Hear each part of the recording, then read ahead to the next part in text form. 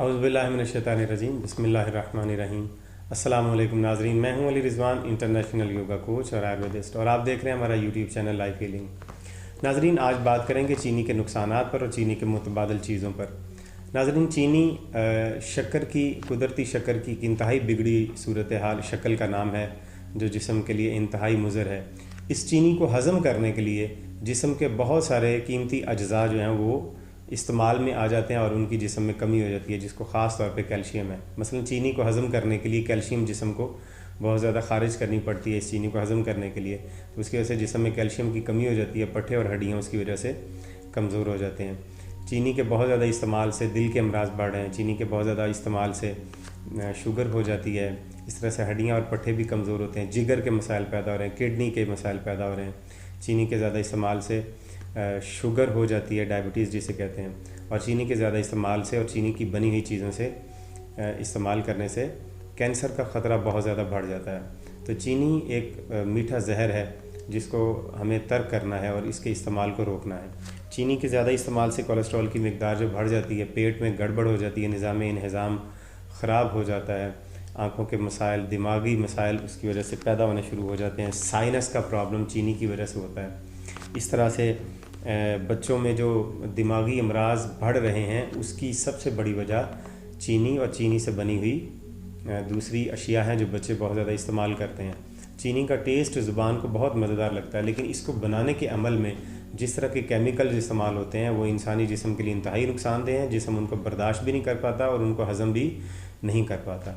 लिहाजा चीनी के ज़्यादा इस्तेमाल से असाबी कमज़ोरी होती है। ख़वातीन में माहवारी के दौरान दर्द बहुत ज़्यादा होता है, लकोरिया उसकी वजह से हो जाता है, और इसी तरह से और दीगर मसाइल भी हैं। अब चीनी बनती तो गुड़ से ही है, शक्कर गन्ने के रस से ही है, जिस तरह से गुड़ बनता था, लेकिन गुड़ बनता था फितरी तरीके से और चीनी बनती है गैर फितरी तरीके से, इसमें केमिकल्स डाले जाते हैं। लिहाजा पुराने वक्तों में जो गुड़ बनता था वही बेहतरीन तरीका था शक्कर की ज़रूरत जिस्म में पूरी करने के लिए।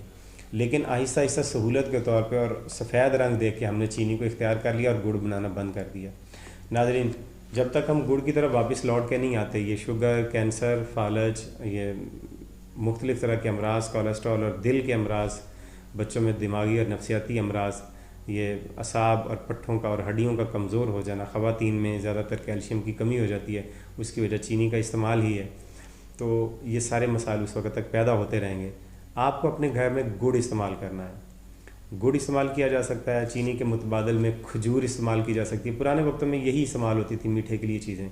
मुनक्का इस्तेमाल कर सकते हैं आप, किशमिश का इस्तेमाल कर सकते हैं आप, शहद का इस्तेमाल कर सकते हैं। मैं आपको जो चीज़ें गिनवाई हैं, इन चीज़ों को आप चीनी के मुतबादल के तौर पर इस्तेमाल करेंगे तो थोड़ा सा ख़र्चा तो मुमकिन है चीनी से आपका थोड़ा सा ज़्यादा खर्च आ जाएगा, लेकिन वो ज़िंदगी जिसको बीमारियों में मुब्तला करके बाद में हम करोड़ों रुपए इसके ऊपर ख़र्च करते हैं, अगर उसमें से सैकड़ों रुपया या चीनी के साथ 50-60 रुपये ज़्यादा इस्तेमाल करके अगर हम गुड़ ले लें तो फिर वो जो बीमारियों के ऊपर लगने वाला ख़र्चा है वो हमारा कम हो जाएगा और बीमारियां भी जिस्म में नहीं आएंगी और ज़िंदगी भी हमारी पुरसुकून रहेगी।